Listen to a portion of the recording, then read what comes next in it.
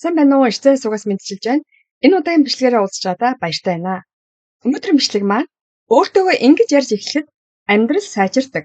Люса Хэйн таталцлын хууль гэсэн энэ сэдвээр ярилцсан. Үнэхээр бидний бодол санаа, орчлон ертөнцөөр илгээж байгаа тэр цацраг туяагдаг ямар чухал зүйл байдгийм бэ? Тэгээ түүнийг удирдах чадсаар та амьдралаа яаж өөрчилж чадах вэ гэдэг маш энгийнээр маш гоё тайлбарсан байгаа. Та Люса Хэйн таталцлын хуулийг үнэхээр сонсоод суралцаад үзээрэй. Таны амьдрал үнэхээр маш сайхан өөрчлөгдөнө. За ингээд эхэлцгээе.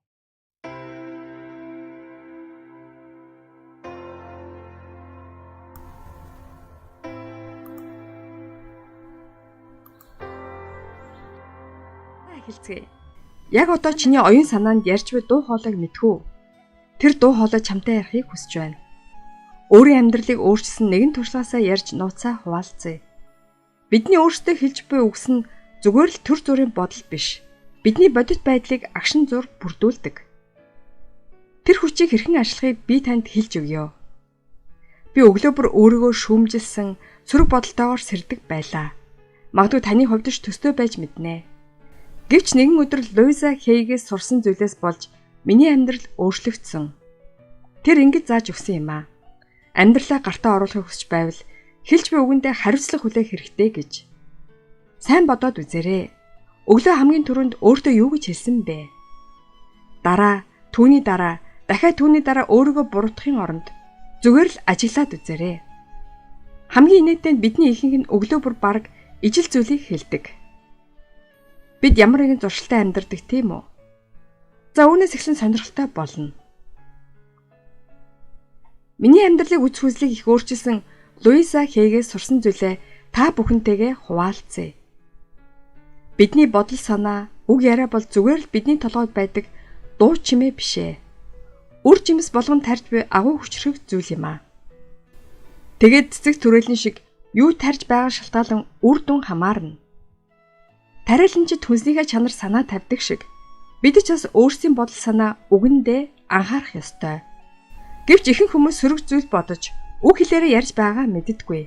Жишээлбэл өөрийнхөө нэг өдрийг эргэн сандаа өглөөс ирэх тэр мөчид чи үрийг тарж байна гэсэн үг. Ядарч байна гэж бодвол тэр бас нэг үр юм аа. Дахиад л хоцорлоо гэж бодох нь бас нэг үр тарж байна гэсэн үг. За энэ ч үр боломжгүй юм байна гэж бодох нь бас л нэг үр. Сочирдмор зүйл бол эдгээр үрүүд таны хүссэн хүсээгүй ургаж эхэлдэг. Луизагийн энэхүү яриаг анх сонсохдоо би жигнэсээ эсрэг бодолтой байсан. Үг бол зүгээр л үг шүү дээ. Тийм хүч байдаг юм уу гэж. Гэхдээ би өөрийнхөө доторх харилцан ярианд илүү анхаарал хандуулж эхэлснээр үг бол зүгээр л үг биш юмаа гэдгийг ойлгож эхэлсэн.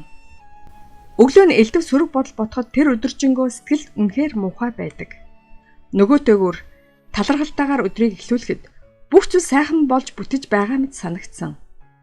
Энэ зөвхөн их хэмжээний сөрөг үгсэд төдийгүй. Бидний өдөр бүр ухамсаргүйгээр хэрэлдэг үгсэд ч хамаатай. Болохгүй, бүтэхгүй, ямар ч хэрэг алга, юмгүй дээ гэх мэт үг хэлгүүд нь зүгээр нэг үг яриа бус. Харин бидний орчлон ертөнцид илгээж буй хүчтэй дохио юм аа. Люисагийн тодорхойлсноор хорвоо ертөнцийг том каталог гэж бодъё. Бодлогоор дамжуулан захиалсан зүйлс тань хүрэгдэж ирнэ. Сайн ч бай, муу ч бай, давмгайлсан бодол санаа, үг хэллэгээс хамааран түүн тохирох зүйлийг өөртөө татнаа. Энэ баг зэрэг сэтгэл төвшим санагдавч маш үр дүнтэй аргыг танилцуулъя. Үүнийг талент тусгалын дасгал гэж нэрлэдэг. Энэ бол Люисагийн бүтээсэн хэрэгсэл бөгөөд өөрийгөө дотроос нь өөрчлөхөд туслах болно. Өглөө толын зогсож буй та өсчин арзайж нойрм хэвээр байна. Ийм үе та өөртөөгөө нүүр тулгаас баг зэрэг дургүй хүрч байж магадгүй. Гэхдээ үүндээ энэ дасгалын мөн чанар юм аа. Энэ дасгалыг өөрийн яг байгаагаараа хамгийн энгийн төрхөөрөө өөрчлөлтөд хамгийн нээлттэй үедээ хийхэд илүү үр дүнтэй байдаг. Би энэ дасгалыг анх туршиж үзэхэд Люисагийн зааварчилгаа энгийн байсан. Өөрийн өдрийг хараад хайртай шүү гэж хэлээрэй. Энэ маш амархан юм шиг санагдавч би чадаагүй. Өөрийнхөө нүд рүү харахад хэцүү байсан бөгөөд эцэст нь үүнийг хийж чадсны дараа нулимс урсаж эхэлсэн. Тэр үед л би өөрийнхөө тухай хичнээн бага бодож байснаа ухаарсан. Гэхдээ эндээс л ид шид эхэлдэг бөгөөд энэ дасгалыг үргэлжлүүлснээр та өөртөө хэрхэн илдэг хандаж өдөр тутам өөртөө яаж харцаж байгаа ухамсарлах болно. Мөн өөрийнхөө дотоод шүүмжлэгчийг сонсож энэ бол амьдралд байх ердийн л дуу хоолой гэж буруугаар бодож байснаа ойлгосон. Толиндог тусгалын дасгал нь зөвхөн өөртөө сайхан үгс хэлэх биш. Харин өөртөөгөө харилцах жинхэнэ харилцаагаа ойлгоход тань туслах зорилготой юм аа. Хамгийн дотын найзтайгаа харьцдаг шиг элдэх харьцаж сурах болно. Үнийг хэлэхэд та хайртай хүнтэйгээ өөртөөгөө ярьдаг шигээ ярьдгүү. Луйса бидэнд толинд жинхэнэ сэтгэл хөдлөлийг тусгадаг гэж заасан. Нүд дальдчих, төвшүүртэй байх зэрэг нь сэтгэлээрээ эдгэрэх шаардлагатай байгаагийн шинж тэмдэг юм аа. Энэ сэтгэлтэйгээ харилцан ярилцах яриа бөгөөд заримдаа хэцүүч үргэлж өөрчлөлтийг авчирдаг. Одоо бүгдийг нь холбодог гайхалтай зүйлийн тухай ярив. Энэ бол далд ухамсарын хүч. Луйсагийн хэлсээр энэ нь бүх зүйлийг өөрчилсөн. Далд ухамсарт тоглоом наргаа гэж байхгүй. Маш нухацтай шудраг найз шиг. Би сайн биш. Би үргэлж хоцордог. Мөнгөө захиран зарцуулахдаа муу. Гэх мэтэр өөрийгөө муу сүргээр бодвол далд ухамсар үүнийг тэр чигээр нь хүлээж аваад үүнтэй нийцэх бодит байдлыг бий болгохыг хичээдэг. Эдгээр хэм маягийг өөрчлөх гол зүйл бол хуучин хэм маягтай тэмцэхгүй байх явдал. Учир нь тэдэнтэй тулдах нь тэдэнд илүү их хүчийг өгдөг. Үүний оронд шинэ бодол, үг, алс эдийн төлөвлөлтөй болох нь чухал. Жишээлбэл ядарч тойлвол төр зогсоод гүнзгий амьсгаа аваарай.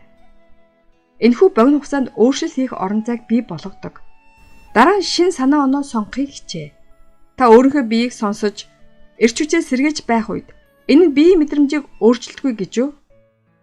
Сорилттой тулгархтаа энэ боломжгүй юм байна гэж бодохын оронд үүнийг сурч байна. Энэ туршлагаар дамжуулан илүү хүчтэй болж байна гэж өөрчлөн бодоорой. Сорилтыг үл тоомсорлох бус зүгээр л өөр өнцгөөс харах юм аа. Энэ бол зүгээр нэг эерэг мэдгэл биш. Харин өөртөөгөө болон амьдралтай харилцаагаа нэг шинэ арга зам гэдгийг Луйса онцолжээ. Хайртай аав ээж дотны найз нөхдөөгөө ярьдаг шигээ өөртөөгөө элдгээр ярих юм аа. Ихэвчлэн үл тоомсорлогч хувь хүний өсөлтийн хувьд маш чухал зүйлийн талаар ярилцъя. Энэ нь өөрөө өөрчлөлтийн үйл явц юм аа. Учир нь юу хийхээ мэдэж авах болон боддоор өөрчлөлт хийх хоёр нь тэс өөр зүйл юм. Би энэ харилцан яриаг хийж эхлэхдээ үүнийг төгс хийх ёстой гэж бодож байсан. Хуучны хэм маяг гарч ирэх бүрт өөрийгөө зүхэж байлаа. Тэр нь үнэндээ өөрийнхөө төгс бус өөрчлөлтийг өөрийгөө шүүмжлэх шинэ их сурвалж болгон ашиглаж байгаа юм шиг санагдав. Маш инээдтэй, тийм биш гэж юу? Гэвч тэр үед Луйсагийн хэлсэн үг их өөрчлөлтийг авчирсан. Өөрчлөлт нь бүжиглэл сурахтай адил зүйл гэж тэр хэлсэн. Бүжиглэл сурч байх үед бүдрэх, хэмнэл алдагдах, болих эвгүй байханд хэвийн үзэгдэл. Гэхдээ эхний алдааны дараа бүү буужиг, өргөжлүүлэн бүжиглснээр тэнцвэр тэмдэлийн аргад суралцдаг. Бодлын хэв маяг нь адилхан. Та эхлээ сөрөг бодлуудыг мэдэрч магадгүй ч хэдэн цагийн дараа бүх зүйл зүгээр гэдгийг ойлгох болно. Үүнийг ухамсарлах нь өөрийнхөө бүх биеийг анзаарах нэг алхам юм аа. Дараа нь та үнийг 30 минут, 5 минут, эцэст нь хормын агшинд анзаарах болно. Луйсагийн сургасан хамгийн чухал зүйлсийн нэг бол зорилго нь сөрөг бодлуудыг арилгах биш. Харин өөрийнхөө бодлыг ухамсарлаж, аль бодлыг хөгжүүлэхээ ухамсартайгаар сонгох явдал. Энэ нь ямар урамлаг услах болон эсрэгээрээ алийг нь болгоомжтой арилгахаа өөрөө шийдэх цэцэрлэгчтэй адил юм аа. Хүмүүс надаас энэ үйл явц хэр удаан үргэлжлэх вэ гэж байнга асуудаг. Би үргэлж инээмсэглэн хариулдаг. Учир нь энэ нь хайр дурлалд хэр хугацаа шаардлагыг асуухтай адил юм аа. Энэ бол очихыг зорж буй газар биш. Харин өдөр бүр өөртөө илүү ухамсартай, энэрэнгүй хандах аялал юм аа. Өөртөөгөө ярилцах, нухацтай дадлага хийх үед тохиолддог өөрчлөлтийн талаар танд хэлхийг хүсэж байна. Энэ зөвхөн өөрийгөө илүү сайн мэдэрдэг болоод зогсохгүй. Амьдрал нь хүлээлтээс танд давж өөрчлөгддөг явдал юм аа. Өнгөрсөн хугацаанд миний амьдрал хурдл дүүрэн бүх боломжид хүрэх амаргүй. Бүх зүйл хэцүү санагддаг байлаа. Яагаад дандаа бүх зүйл болдгүй юм болоо гэж гайхаж байхдаа би өөрөө тэр бодит байдлыг бий болгож байсан. Гэвч би хэлэхүүгээ өөрчилж эхэлснээр ичээдтэй зүйл тохиолдож эхлэв. Энэ нэг шөнийн дотор л тохиолдох зүйл биш бөгөөд Яг л цэцэрлэг цэцэг ногоо ургаж байгааг харахтай адил юм аа. Эхлээд хөрснөөс жижиг соёо гарч, навчин томорч, нэг л өдөр эргээд харахад бүх зүйл сайхан өөрчлөгдсөн байдаг. Хүмүүсийн хариу үйлдэл өөрчлөгдөж, санаанд оромгүй газраас боломж бололцоонууд ирж, миний эрүүл мэнд хүртэл сайжирсан. Гадны нөхцөл байдал юу ч өөрчлөгдөөгүй ч, миний өөртөө хэлсэн үг, амьдрал хэрхэн харж байгаа нь өөрчлөгдсөн. Луйса энэ сайхан зөвлөлийг бидэнтэй хуваалцсан. Бид бүгдээрээ соронч шиг оршин тогтнол бөгөөд бид ямар үед амгаалan хэлж байна түүндээ тохирох бодит байдлыг татдаг. Өөртөө ярих харилцан яриа өөрчлөгдөхөд бидний сорон зүй орон шууд утгаараа өөрчлөгдөж өөр туршлага боломж бололцоо шинэ харилцааг өөртөө татаж эхэлдэг. Гэхдээ энэ зөвхөн миний эсвэл Луйсагийн тухай яриа биш гэдгийг хэлхийг хүсэж байна. Эдгээр зарчмыг ашиглан амьдралаа өөрчилдөг тоо томшгүй олон хүмүүсийг би харсан. Дууссан гэж бодсон харилцаагаа засаж, карьерын цэцэглэж, тэрч байтугай биеийн эрүүл мэнд нь хүртэл сайжирч байгааг харсан. Хүмүүс бие махбодтойгоо харьяар ярьж эхэлгээд бүх зүйл өөрчлөгддөг. Таныг нэг зүйлд урьж байна. Энэ бол яг одоо бид хамтдаа хийж эхлэх зүйл юм аа. Гүнзгий амьсгалч зөөлөн гаргана уу? Амьсгалаа гаргахдаа гараа зүрхэн дээрээ тавиад зүрхний цохилтыг мэдэрнэ үү? Боломжтой бол дараах үгсийг чангаар хэлж үзээрэй. Би үгэндээ ухамсартай ханддаг. Би өөрийнхөө бодит байдлыг бий болгодог. Өөртөөгөө хайр инэрлээр ярихыг сонгоно. Би эерэг өөрчлөлтөд бэлэн байна.